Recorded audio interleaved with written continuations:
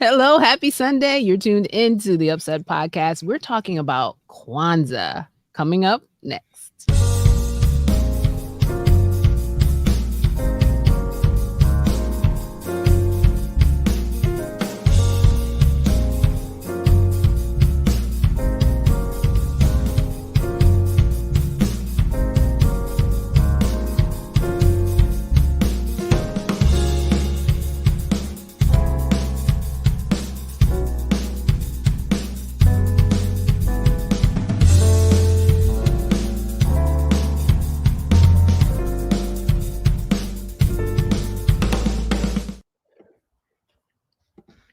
Hello, once again. Thank you for tuning in this evening. We're so happy that you are with us during this beautiful holiday season.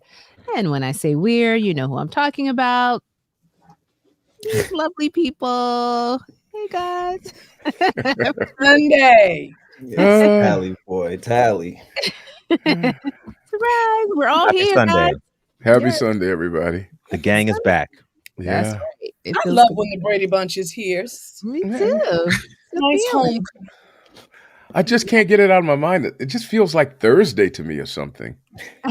Really? Yeah. Because I you're a don't know. world traveler. Been all over the country singing. I've been around the world from London to LA. And it's Tally Hamilton. feels better this week, guys, in case you Yeah, have. yeah, yeah. Yeah, he got Robitussin this time around. Oh, no, I'm gonna tell you, Buckley's is better than Robitussin. That's Okay. right. If you take enough Buckley's, you will see a pink elephant walking across a tightrope over Niagara Falls. Oh, wow. Trust me. Okay. Yeah. People might get Buckley's for more than just. Mm. All right, Mary. Yes, we're all here. Good evening. Good evening. We're at the whole Hey, Cheers. right. We had to go and find Marlena. Where was I? Tally, I've been here. You've been missing. We never know where you are. We never know. Marlena's a star, and she's always Hello. somewhere. Hi. She's in Virginia, y'all. Yes. Yeah. Oh, it's one of your peeps, you know? She Yeah. is the woman with the plan. Always. That she is.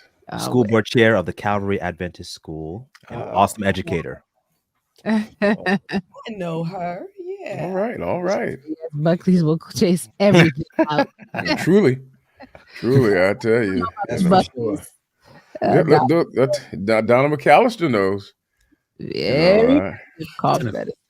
It's an effective what? What was Cough that? medicine. That was a little typo. Just cough medicine. Oh, Cough medicine. So we're talking about drugs. So, okay.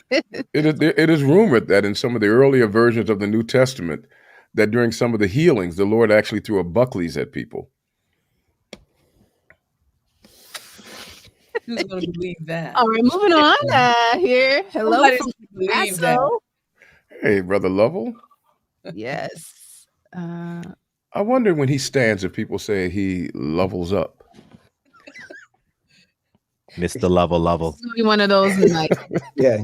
got Tally, Tally One of got those. Tally got the Buckleys right next to him. so that's what it is. Say no to drugs. People You say be no to Mr. drugs. Corn Man. Corny. Oh gosh. I'm better. We can't help ourselves. Hello, Raphael. Yes. How's everybody doing? All right, guys. How was you all's week?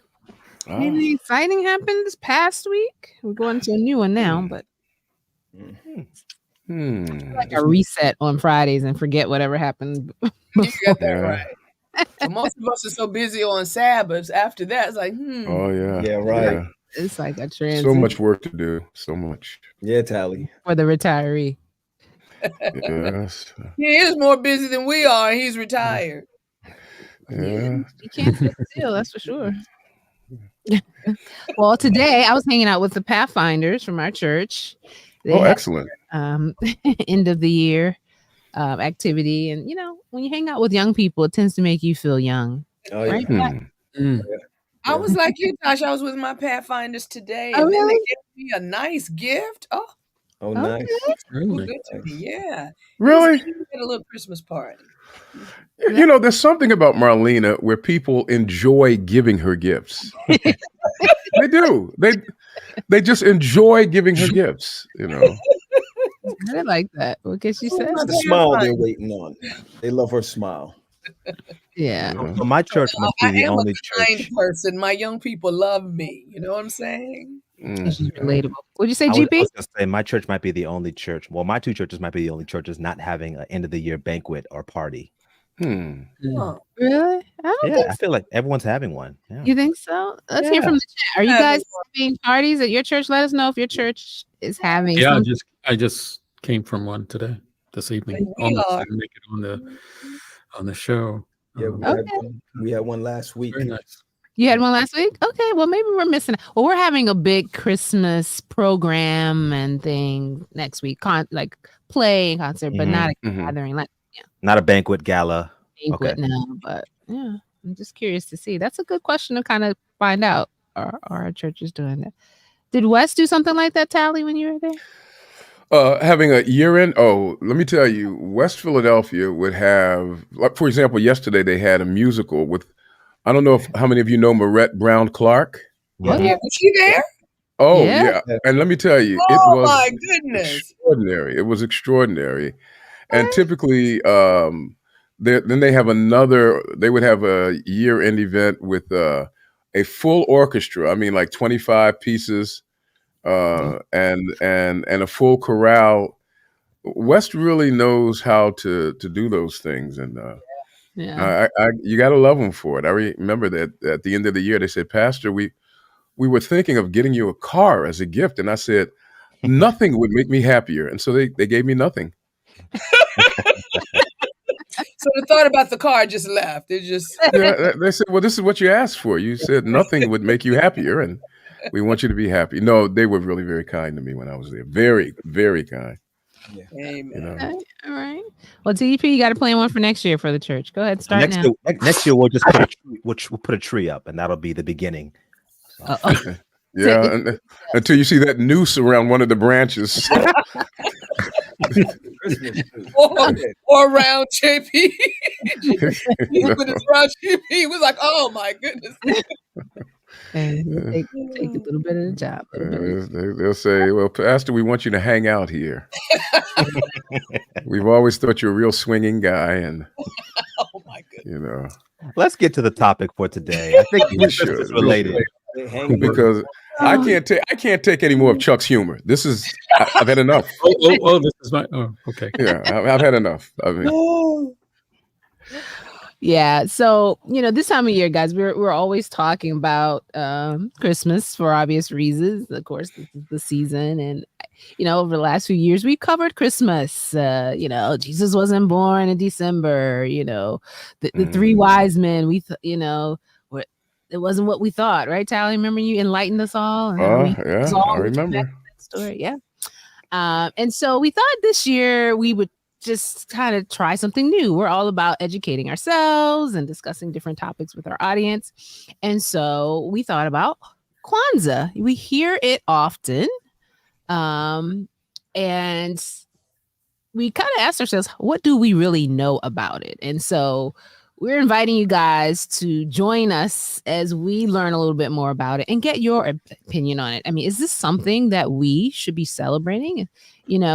Every time we see something on the news or it's on the calendar, it doesn't necessarily mean we need to engage in it.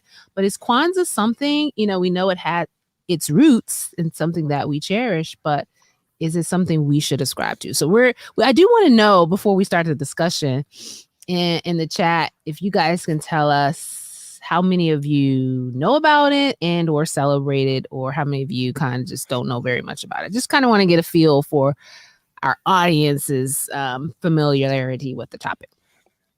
All right. So let's talk about its roots. Where did this even come from? One know? Oh, you're asking the folks to put it in the chat? I'm asking you guys. It came from the deepest jungles of Africa back in the 1800s when the people. But no, it didn't. It's an American invented holiday. Yeah, that's the interesting thing about it, right? In the 1960s. Yeah. Can I talk a little bit about the black man who created Kwanzaa? Yeah, let's start there. Okay, Who was he? so Dr. Maulana Karenga was born on July 14th, 1941, on a poultry farm in Parsonsburg, Maryland. So this is like 8 miles from Salisbury, the country part of Maryland. And his birth name is Ronald McKinney Everett. So his name was changed later on when he got woke.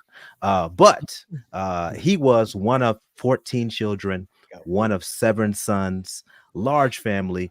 He was also a PK, a PK to a pastor and first lady in the Baptist tradition. So he is born in the church, reared in the church. All the PKs know what that life is like. And so he moved to California in the late 1950s and to attend Los Angeles City College. He attended UCLA, got his bachelor's, got his master's in political science with a concentration in African studies. He later would get 2 earned PhDs. So you're talking about a man with more degrees than a thermometer. He's the author of 12 books. Wow. And he's a professor and chair of Africana Studies at California State University in Long Beach. But long story short, after meeting Malcolm X, he began to embrace Black nationalism. Okay. In 1965, after the riots in Watts, California, he joined the Black Power movement. He changed his name, 1965, to Maulana, which is Swahili for master teacher. So his name means master teacher in Swahili. And he formed a organization, a nationalistic group with Hakeem Jamal. And shortly after that, he started and founded Kwanzaa, an African-American holiday. And the first Kwanzaa was celebrated in California on December the 26th in 1966. So December 26th, 1966. So it's not really an old holiday. And so this country boy from Maryland moved to the West Coast, got woke, and started this holiday. And the first celebration was in 1966. So this is a summary of the founder of this holiday, Dr. Maulana Karenga. GP, does it say why he started it on the 26th of December? Like, does that date have any significance or? Yeah, why would he start that the day after the commercial Christmas holiday? I have not dug into that, but that's a keen observation that he chose to celebrate it literally the day after Christmas. Right. Well, in actuality, Kwanzaa has absolutely nothing to do with Christmas. Not a thing. I've had the privilege, working for a Black radio station, and Dr. Karanga has deep Philadelphia connections. I've interviewed him 3 separate times. And I asked him, I said, why did you do it when you did? He said, because it was called, they were traditionally, African cultures had year-end celebrations. He said, we didn't want to fight with Christmas, but we thought that we could use the time when people were already celebrating, and it would take us into the new year, and that it was a good way to bring. And if you notice, there's nothing religious about Kwanzaa at all. There's no religious connection to it whatsoever. It's purely cultural. So he basically said, let's take advantage of this vacation time. Yeah. and the end of the year. Yeah. And it's resetting, refocusing. Yeah. I got you. So it's funny because in looking at it, I think a lot of people, when they thought about Kwanzaa and its proximity to Christmas, they were thinking it was either or, if you celebrate Christmas, if you celebrate Kwanzaa, that means you're not celebrating Christmas, or, not necessarily seeing it as something, separate that you could also do. Like you don't have to separate the two. They could be one, not one and the same, but follow each other. Right. I think some people had in their minds that, it's all about Christmas for me. I'm not getting involved in all that other stuff. I think that's the impression a lot of people have. Yeah, a lot of people consider Kwanzaa as the Black Christmas. Well, I ain't celebrating Christmas, but I'm going to celebrate Kwanzaa. Right? Yeah, one or the other. That's true. That's true. And that's And then you're also thinking about Hanukkah. I mean, just those type That's of. it. Yeah. and that's what it, yeah, especially Anytime you start thinking about candles and Yep. and all of lighting those, one yeah. each day. you start thinking about Hanukkah. There, Oh, there, Mr. Williams, we're gonna get to those candles later on. Don't worry Yeah, about yeah, you're right. We're gonna talk about those candles and the significance. Candles kind of have a similar color to Christmas, and I think Right. that's why some people think that, oh, it's this is kind of an extension of Christmas, but the candles mean something totally different. it. Sure. And it's also the African colors. Yes, and Right. that's Yeah. The colors of the African flag, I believe. Mhm. yeah, red, black, and green. Yeah. But okay. So, go ahead, Charlie. no, there are people. There's rumor, and I don't remember him speaking about it, but there's rumor that he actually the candelabra, the candlestick that's used for Kwanzaa, looks very familiar, and many people say that he actually refashioned it.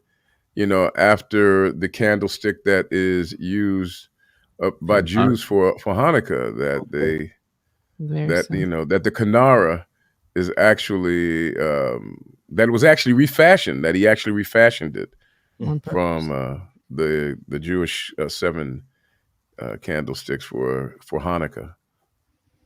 Now, who knows what the word Kwanzaa means?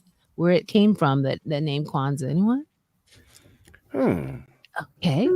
Well, I'm glad you don't, because now Yes, Madam Malana, teach us.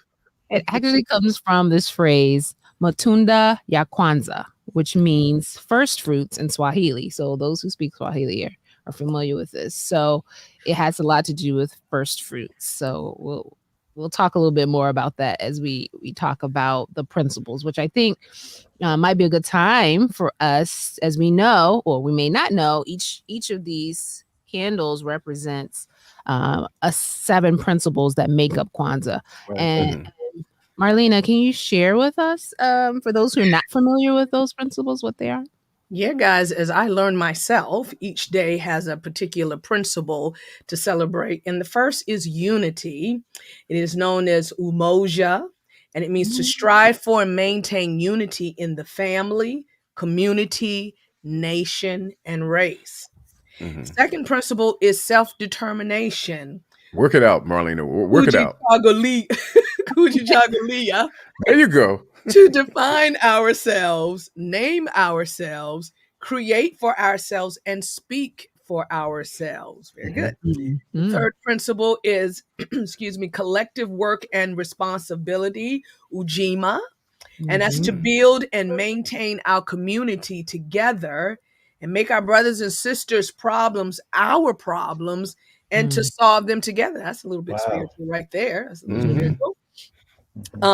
The fourth principle is cooperative economics, Ojama, and it is to build and maintain our own stores, shops, and other businesses, and to profit from them together. Now, that is really important, and we should know about that, because we know when we're angry at, I don't know, something governmental or a community issue, when we riot, we burn down our own property and we hurt our own people. So it's important to know that we should, support one another and not do that. All right. The fifth purpose is Nia. Let's say Nia, to make our collective vocation the building and developing of our community in order to restore our people to their traditional greatness. Making us great again. Creativity. Kumba, creativity, to do always as much as we can in the way we can in order to leave our community more beautiful and beneficial than when we inherited it. All right. And then the last one, seventh principle, is faith. Imani. To believe with all our heart in our people, our parents, our teachers, our leaders, and the righteousness and victory of our struggle. Those are great principles. Yeah. You really are. Yeah. That's when you're looking at something like unity, self-determination, collective work and responsibility, cooperative economics, purpose, creativity, faith, you're like, wow, these principles sound familiar. in some ways. Even though it's not considered a religious holiday, would you all say that many of its roots can be found in the Bible in terms of what? Absolutely. Okay. I mean, it's healthy. It is a healthy spirit. They are healthy spiritual principles, even if they're not religious principles. Right. Yeah. And I mean, I guess the question becomes, because there are a lot of Christians who think that we shouldn't celebrate Kwanzaa because What's I their don't know. reason? Do you know their reasons? Yeah, most of it is based on the adopted self-hatred of anything that seems to be African. Right. And so, people say, no, why would you want some? I remember somebody saying, why would we celebrate some African holiday when we can celebrate the birth of Christ? And truthfully speaking now, Well, Christmas is so filled with legend, myth, half truth, and downright lies. Right. One would have to ask, if the idea is to celebrate things that are true and meaningful, perhaps we might do better to celebrate Kwanzaa. Which does not have a religious connotation to it more than a social, it's social and and even for us to be responsible for each other and family. Yeah. Instead of this guy that comes down the chimney. I don't know if and he ends up, if you have an apartment building, then how do you get to? I used to wonder about that. In the hood, we didn't have chimneys. You came through a furnace. Well, look, anybody coming into your house with a bag wasn't leaving stuff in my neighborhood. So we wondered about that. I mean, I guess we could compare it. I mean, when you think about the 7 principles of Kwanzaa, and then when you compare it to what Christmas has become, I mean, just from a values perspective, what say ye on this one, ladies and gentlemen? Christmas has become just so commercialized. Truly. And it's about, spending money you don't have on gifts you don't need, or for gifts for people they don't need. It's very commercialized. And principles from that, very few, if any. But from Kwanzaa, there are principles that are year-long if practiced. It's important. In fact, in my book, it's a much more prestigious holiday because it speaks to the human spirit. And then Chuck, also, for if you look at the difference between Christmas, you're going out and buying things, whereas in Kwanzaa you're making. Right. Something. Yeah. So the whole idea of one being me-centric and the other being community-centric. Right. Correct. Yeah. And I see it more as lifestyle. Like the principles are things you're supposed to be doing every day, whereas Christmas is very seasonal. And even though we're highlighting Kwanzaa during this time of the year, the principles are things we're supposed to be living every day of our lives. It's just reminding us of that. And you don't necessarily, even though we celebrate the birth of Christ during Christmas, I think those principles are things that we hold every day. There's a question in the chat from Lillian, and shout out to Paul Graham for loving what we're doing. We love you too. Do you think this celebration has traveled to the African continent, and do they now consider it a holiday, or do they laugh and mock our American-made African holiday? You added about 5 words to her sentence. My understanding is that it was initially made for African Americans because we're the ones who tend to forget where we come from. But since then, Africans have also adopted. I'm not sure if it's recognized as a national holiday. I have to look Wait, in Africa or here? I think she was asking do they consider a holiday. Well, no, most Africans don't. There's no Kwanzaa celebration in Africa for most places. Kwanzaa is a uniquely American holiday. Yeah. That's interesting. For a group of people who had been disassociated with their history, with their culture, and with the tenets of community that allow them to struggle together collectively. And so it has nothing to do with Africa, except for the fact that the people for whom it is planned are of African descent. Right. And if I might add, because when I was studying it, I mean, I was looking at the pictures. It came during the 60s, during the civil rights movement, when there was such a big struggle. And to me, I mean, he was reminding us to stay unified, you know, as a people through all that we had gone through, and to appreciate and lift up one another, you know, which is what it was supposed to be. We often see a lot of times we compete against each other, and sad to say, we as African Americans put each other down. We elevate other businesses and things like that, and minimize our own, you know, gifts and things that we have for our community. How many times have we heard say, man, that's owned by Black people, I don't deal with that. I mean, it's kind of crooked. You know what I'm saying? Right. And Kwanzaa is saying, let's support our businesses, our stores, you know, and that's how it should be. I love these principles. Yeah. And someone was, in terms of who celebrates it, because I wanted to talk a little bit about that, because we said it's primarily for African Americans, but it also leaves room for anyone to adopt the principles, because, you know, it's talking about values, family, community. So any culture can really use this as an opportunity to learn, or even to, you know, with your family, to teach them about African culture and history. So even though it was designed for African Americans, I think it can easily be adopted by several groups. Yeah. I agree with that. Well, then, you know, I mean, if I were a pastor right now, I would make sure that my church celebrated it, but I'm not pastoring. Is there anybody here that might it's so be able to? that you're retired. Oh, man. Yes, it seems to work for me. But I mean, on an honest level, what do you think would happen if you said to your church, Christmas is okay, but we're going to now focus our church's attention on an annual basis celebrating Kwanzaa? How would they take it? Letters, emails to the conference, perhaps? Well, you know, to be honest with you, really, it's a perfect transition. Perfect.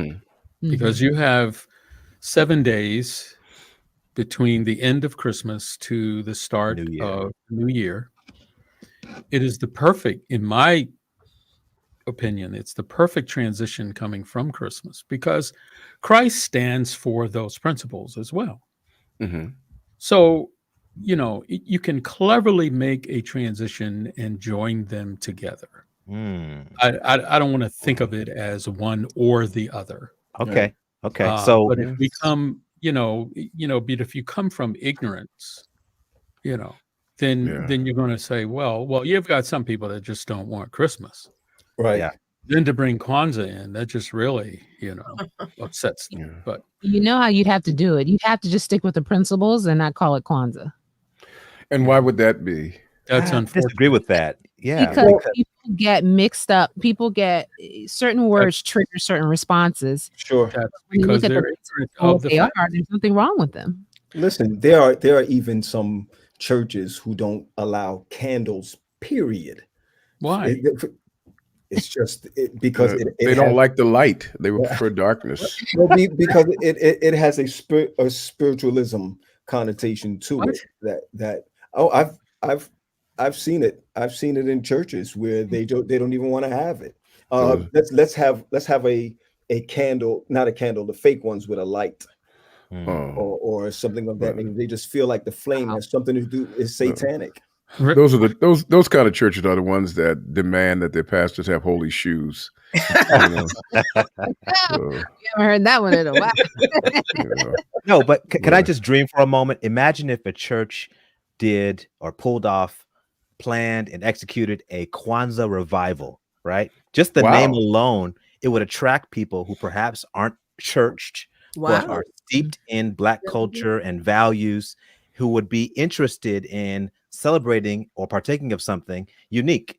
And you teach the teaching of Kwanzaa, and at the end, you get their information, maybe give away a few gifts, but you have some contacts from the community, even if you don't baptize anybody, but just by putting on a community event, Sure. it's an opportunity to build bridges and to build relationships. So since you mentioned that, go ahead, Charles. Sorry. Well, GP, I just wanted to challenge you a little bit on that word "churched." Unfortunately, that is, in my opinion, an Adventist tagline. We're going to church people, or folk that are unchurched. Mm-hmm. I feel that is a title that really has no meaning, has no reference. We want to bring people into, our fellowship to recognize God and Christ, and in a wholesome. That's why I really feel Kwanzaa and Christmas can be cleverly put together, whether people come to our church. And I know what you mean, GP. I'm not pushing back, just to be argumentative, but we use that term, and I don't know. I kind of cringe when we say that. We're going to reach the unchurched people. It's I think it's one of the things that will get us into the community. We talk about conscious. Yeah. There we go. Kwanzaa will get us into the community, and there's a lot of value to get from those principles. Yeah. Because at the end of the day, they really are spiritual. Yeah. They're spiritual based. We just have to present it in such a way that it is a continuation of the celebration of the birth of Christ through recognizing those principles. I did want to talk. Go ahead, please Tyler. go ahead. No, please go ahead. I can come back. Okay, I was just going to say, we're talking about should we celebrate Kwanzaa, and a lot of times people don't really know what we mean when we say celebrate. I mean, there are some types of services and the lighting of the candle. So, Pat, can you just share traditionally how Kwanzaa is celebrated so people can kind of understand what that looks like? I don't know. No, I mean, the way that I picture it, or the way that I've seen it, is that it's a family and a community that comes together every night. Of course, the black one starts in the middle. Of course, goes red the other way, goes green the other way. But once they start off with the principle of unity, as they come together, now we're starting to look at families, because they wanted to bring something to the table as far as families coming together, especially here. I just tried to do some quick research on whether they do it in Africa. In none of the countries they don't take part in it at all. But the reason why it was started here was for us to be able to unite. I don't know why I don't know why I'm hearing the Queen song. UNITY. Yeah, that one. So what page of the hymnal is that on, Tosh? That is 633. When we all get to heaven, what a day of rejoicing that will be. Wow, it ended up being 633 on here too. And so but what happens is that anytime we hear the word celebrate, we hear the word celebrate. It always comes across as some type of negative connotation, unless it's your birthday or your anniversary or something of that nature. But you're coming together to celebrate each other, and celebrate people, and celebrate family, and celebrate community. And I think his reason for doing that is for us not to forget that. Because when we look at Christmas, it's really a one-day thing. We come together and it's done. But now you look at all these days that's put together, and you have the opportunity to be able to pick out each one and kind of turn it from secular into the way you want it to be. And I think that's what's the important piece of it, is that it may not go the exact same way, because there's certain parts of it, of the lighting of the candles, etc., that speaks about the ancestral gods, etc. Watch it. God of thunder and all of that. And automatically, when we start hearing things like that, we push back. Yeah. But except we get in line to watch Black Panther. Of course, Wakanda forever. Right. We're proud then, Well, right? I mean, but the concept of deities, or those are added. For example, pouring out libations for the ancestors. These are things that they are somewhat added. But the idea, I remember I was pastoring Germantown. My head deaconess was Rosetta Thurman, and she introduced me to a woman who was a professor, one of the colleges, and they would have a Kwanzaa celebration every year. And I didn't want to go because, it was one of those fake African holidays. But I went because I loved Rosetta. And when I went over to this home and went to this celebration, it was the Karamu, the final celebration. It was one of the most spiritual, warm, embracing fellowships I've ever attended. I did not miss another one until they moved from their house, because it was just that enjoyable. And I realized that I've cheated myself out of something. And I think, like Charles said, and I said, I mean, because we don't pastor any churches, we think that the churches should celebrate them, but I haven't heard any of the pastors say anything. I'll try to pull it off in 2024. So I will definitely educate my church on it. I don't even know how they celebrate it. I mean, what do you do? I don't know. Well, you light a candle, you highlight the you highlight the particular principle, and you fellowship, and then you get your deacons coming and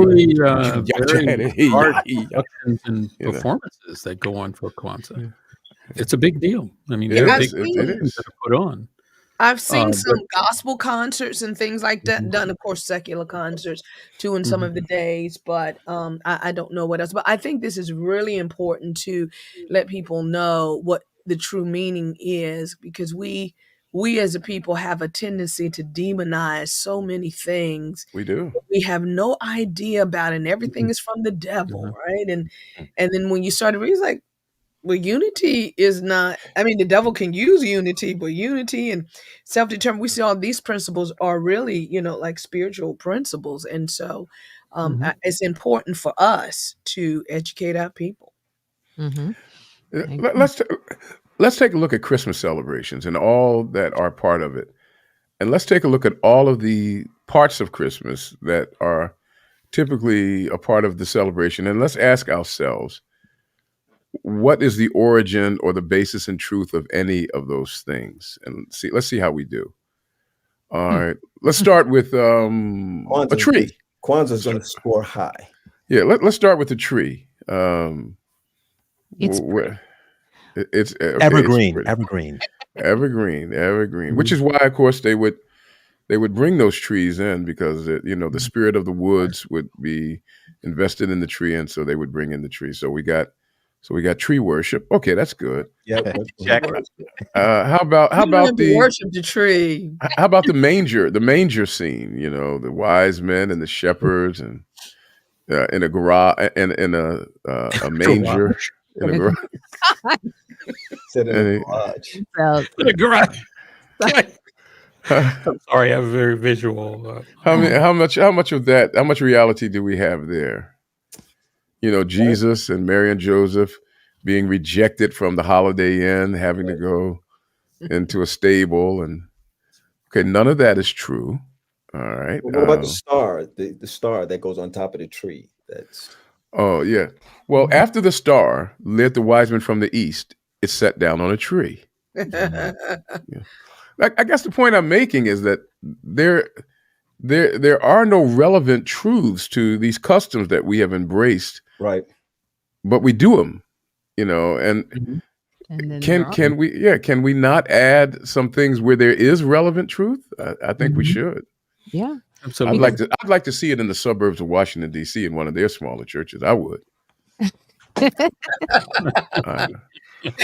a lot of the principles represent things that we in the church are saying we're missing. People are like, we're divided. There's so much division. Where are our families? And we don't support each other. And all of these things are what Kwanzaa is made of. Sure. I think one way that a church working in the community, and Marlena, you're probably a little bit ahead of this curve, as I'm going to suggest, if throughout the year we promote the principles of Kwanzaa, but don't call it Kwanzaa. And then when Kwanzaa comes around, you can, right after Christmas, make that a major focus. But the community will be used to those principles as you have taught them through the year.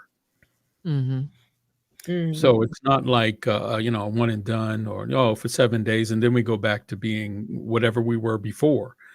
But if we can integrate the principles of Kwanzaa in our community ministries, it would not be a problem bringing Kwanzaa up to celebrate. Yeah. I agree. I mean, it should not be a problem, Chuck. It shouldn't. But a lot of it's education. I mean, a lot of people have in their minds, it's a pagan holiday, and it's not pagan, okay, guys, because there's no religious. No, we already have a pagan holiday. Exactly. But Tally, they're against that too. I mean, I was just with some people, and they don't have trees, they don't have any lights, they don't have anything, Well, so they got Easter. Oh yes. Yeah, but they don't more pagan than that. Right. At least we understand what Kwanzaa stands for. Like you were saying, Tally, a lot of what we do is like there's hidden symbols. Like these are very straightforward in terms of what it means and how it can be applied. And so if anything is more ready to be celebrated. Quite frankly, if you have a problem with the candles and the colors and wearing African, if you have a problem, just forget all that. Work on the principles. Right. Yeah. Work on the principles and which be is educated what it means. Yeah. We got candles in the sanctuary. No, well, not at Pat's. Of God. In the sanctuary of God, Jesus walked around the candlesticks. So they have to understand that candles are not a bad thing. Yeah. And I didn't want to say what the candles, the colors. I know we talked about the black one and I think we may know what the black one stands for. Black people. And then the red stands for the struggle. The blood that has been shed. Yes, that was shed. And then green stands for the future and hope that comes through the struggle. So, I mean, everything is, I don't know. I just feel like this is very well thought out celebration. Very well thought and out. I even before we were talking about doing this, I said to myself, I asked myself, why haven't I been celebrating it? You know what I mean? Like, what was my, I don't need that mentality around it? And I think it had a lot to do with me even thinking that it was just extra. You know what I mean? Like, Christmas is taking me out. I don't want to celebrate anything else right now. Like, I think that was my kind of lazy mentality, but actually taking a deep dive into it, I was like, wow, this is how I want to set up, as we plan for next year, the things we're prioritizing and, creating our resolutions and all of that. These are great principles to help guide that. So I'm looking at it differently now. But Can also, you find anything about what? I was just going to ask, can you find anything that would be anti-Christian in the principles of Kwanzaa? I have not. In what I'm looking, I have not. Somebody tell me if you have. But I think a lot of times we make assumptions about things, and that's the thing. Oh, what's that? If we don't know, we assume it's bad. That's where we stop sometimes. Well, I think there's something more subtle that we have to own. Yeah. And that is in the United States of America, Black people take a diminished view of anything that's African. That's right. We have been taught to hate that which was our root, our origin. And I will never forget this. When I was at a church in Baltimore, and I'm not going to say the name of the church because I don't want to embarrass Liberty at all. But when I was there, the church had been renting for 14 years, and then a new pastor came and kicked us out. And we ended up moving to 4 different places in 1 year. I mean, we were really a part of the Advent movement, and we had to build. and we acquired land, and we were going to build. And one of our newest members who had just started attending was a gentleman. He wore fine Italian suits. He drove a fine Italian sports car. And he was talking to me. He said, well, I'll help. And I said, well, okay, how? And he says, well, I'm an architect. And he was Nigerian. His name was Olafemi Olarewaju. Love him to this day. I performed his wedding. And I went back to my church and to the church board, and I said, God is so good to us. We know we have to build.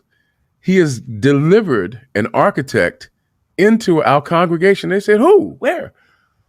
And this is a board meeting. I said, Brother Femi Olarawaju is an architect. The room got silent. And one of the members said, I will never forget this.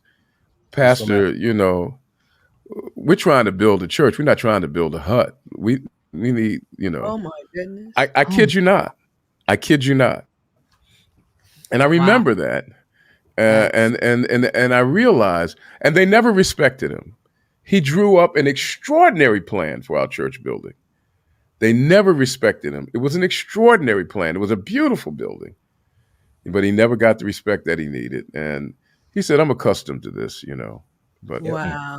We don't right about that. Anything that we see that's African. There's a negative connotation to it. It is. We've been taught that. We've been taught that because if we can be against each other, then we're divided. We're not strong in this new country of ours, So we were taught that division.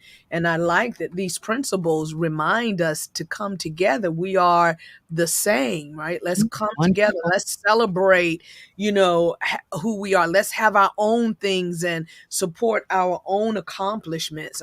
That's why that's so important. And February of every year should be the time that we introduce Kwanzaa. Why not? African American. I mean, it is the perfect time to get us back engaged with the continent of Africa. And I think Dr. Karenga, one of his purposes was to reacquaint Black Americans with the continent of Africa and see the value of Africa. I understand too, and correct me if I'm wrong, Tally, because you've actually interviewed him. I read somewhere that he was terribly unhappy and disturbed with the way Blacks treated Blacks, gang warfare out in California. It's like he realized that we weren't aware of our rich heritage. Yeah.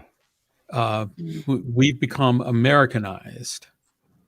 We're just Black Americans. Yeah. And not only, I mean, he was just the tip of the spear. Charles, we're the older members of this family. We can remember what happened in the 60s. Remember in the 60s, you could call me anything, but if you called me Black, that was the highest insult. I mean, you can insult somebody, say, you old Black thing.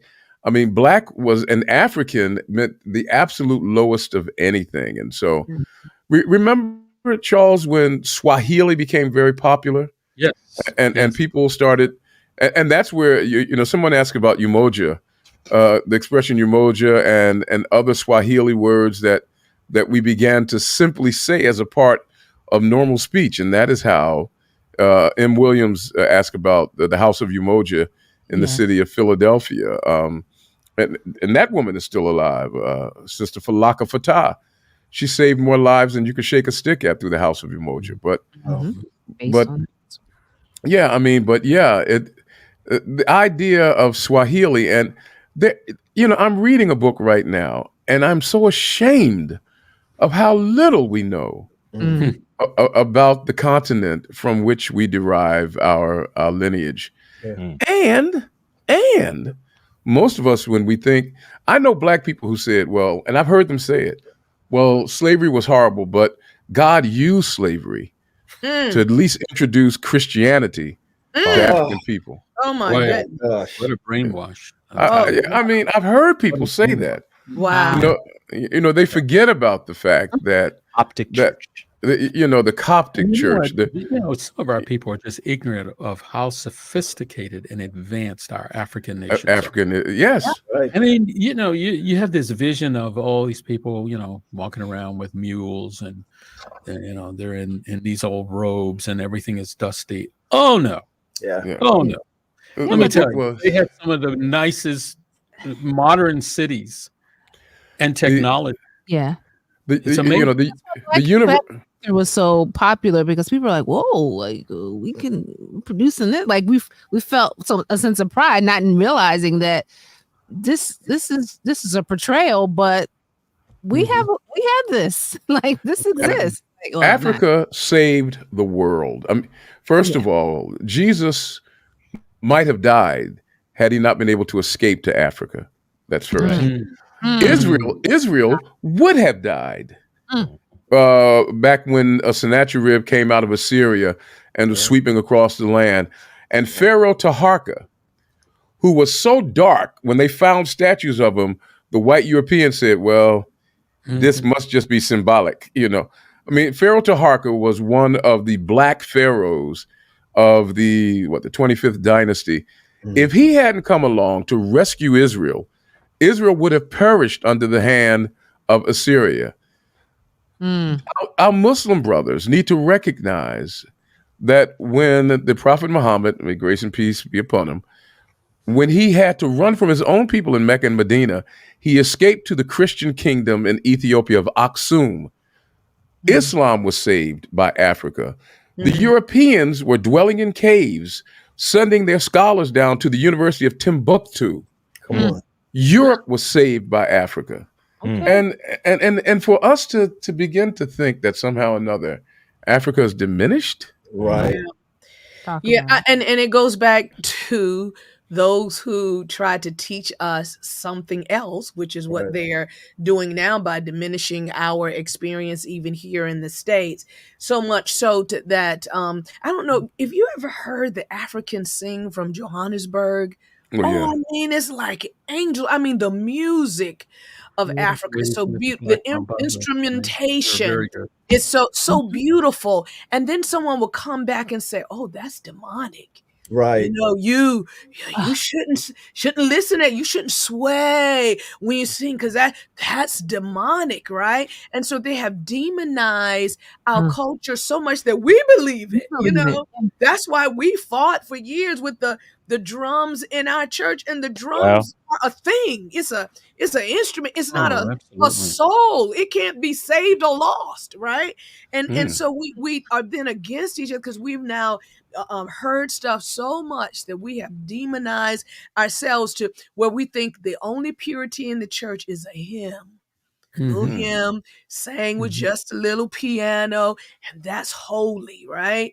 And so you know, it's about our education, and it's important for us to you know to share and teach. And I like what Chuck is saying. I mean, Black History Month is the best time, and throughout, you know, to teach people, you know, our real history, because we're not getting in the education system. After a while, they won't know about the 60s. They won't know about any of this. All we're going to know is about the culture that they want to elevate, right? And so it's important for us who have a platform to teach. Yeah, one of the nice things for me experiencing as a Seventh-day Adventist Christian is that our African congregations have not lost their heritage. That's true. If you have been at any of their celebrations, okay, if you have a problem with movement, if you have a problem with percussion, and then maybe you ought to stay home. But if you want to educate yourself, you go and visit a Seventh-day Adventist African congregation. Oh yeah. I've seen some falling in love with the sacerdotalism of European culture. I went to one church where there were a bunch of Africans, and they had on all of the regalia of the Roman tradition. They looked like a bunch of little black chess pieces moving all around. And I told them, why? I mean, they had like the priest had on a mitre, and you know all of the Romanish robes and so forth.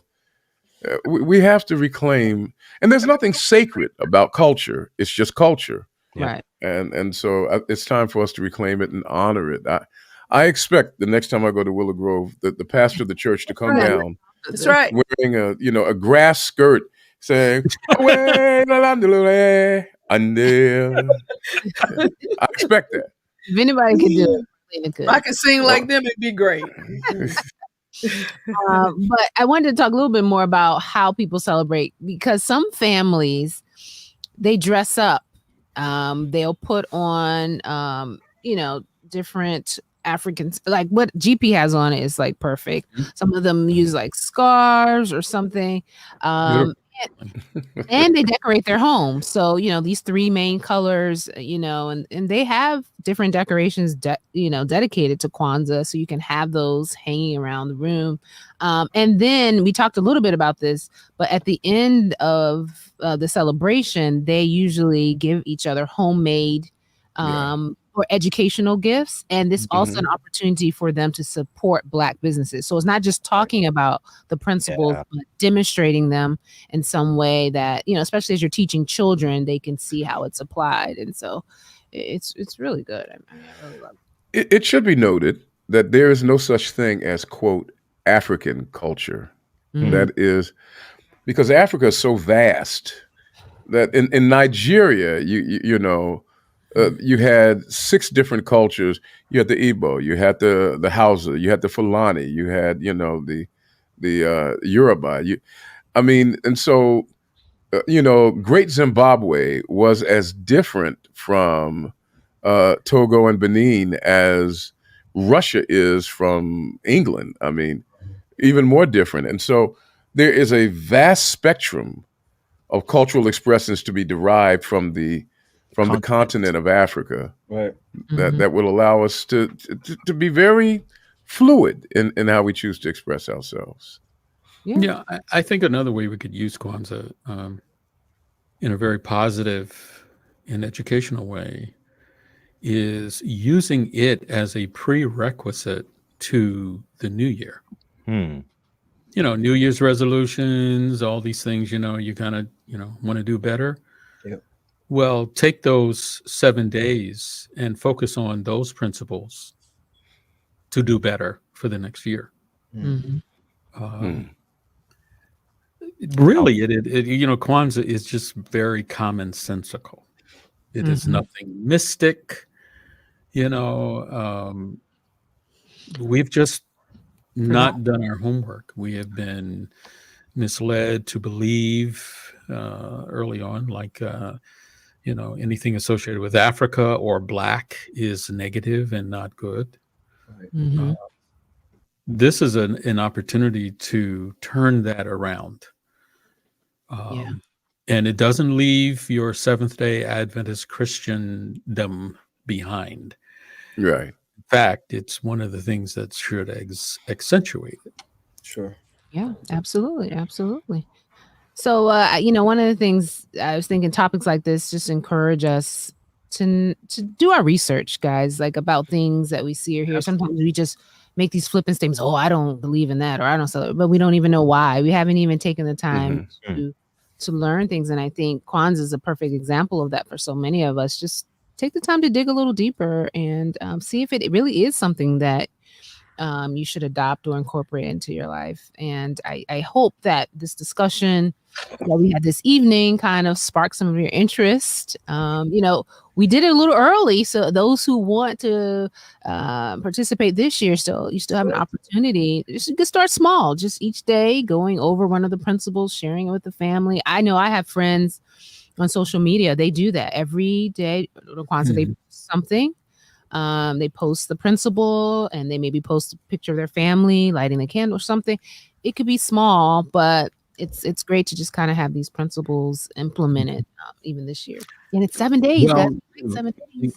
Going back to the question of the show, should we celebrate Kwanzaa? Yes. Yes. As GP and Pat and Marlena have now committed themselves to leading their church into this, yes, we should. Tally's not gonna let it go till you. Hey. There's nothing against it. I don't have a problem with that. After even learning, since we, had to study to do this show, I was like those in ignorance. I knew nothing.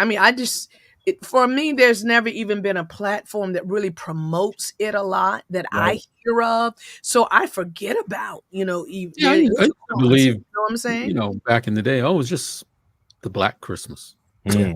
Yep, that's what it was known as. Yeah. That was ignorant. It's. I mean, there's a great African American hymnologist by the name of Theodore Pendergrass who wrote a hymn that you could sing at your churches. It starts, "Turn off the light and light a candle." I mean, that it leads you right into the celebration of Kwanzaa. I mean, he got me too. I was like, I know. I had to over there. I said, wow, I know Tally is brilliant, but when he came up with that author and that composer, I was like, whoa, who's that? And then that photo popped in my head. Yep. See? So and I think we've all said yes. We got a yes from our one of our audience viewers, and so I hope that everyone enjoyed kind of doing a deeper dive, and we'll continue to do this with different things that we see all the time, but never really take the time. I guarantee you that if you're not knowledgeable of Kwanzaa and its origin and its purpose, you will reach a point, if you study it carefully, you will reach a point that I reached, and that was, wow, this is amazing. Yeah. Yeah. And to add by saying, oh no, I'm celebrating pagan holiday. It's just silly.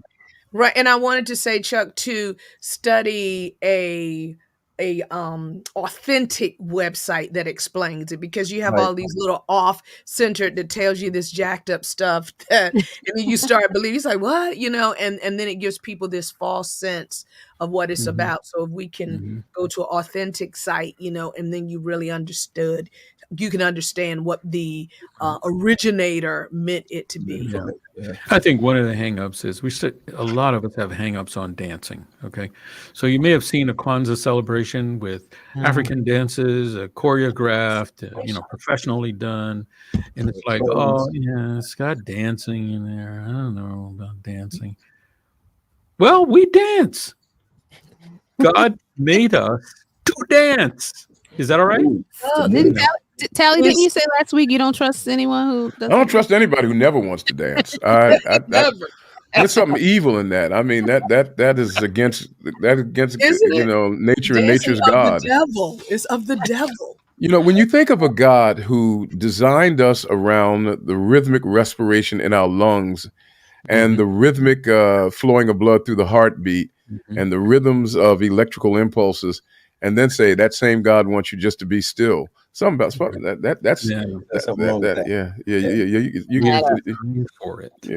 That's from the pit of hell, right there. I mean, Yeah. Okay.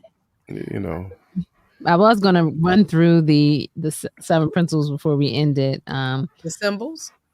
Yeah. Maybe you should do it, Marlena, since you memorized the pronunciation real quick. Of the symbol.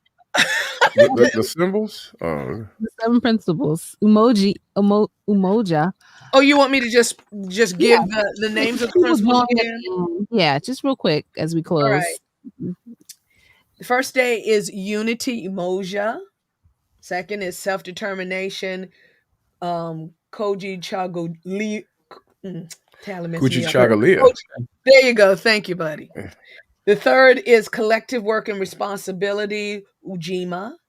And then cooperative economics, ujama, right? And then it is purpose, nia, creativity, kuamba, and then faith, imani. Yes. Those are the 7 days, 7 principles. All right. Then there are the 7 symbols, which come right out of councils on diets and food.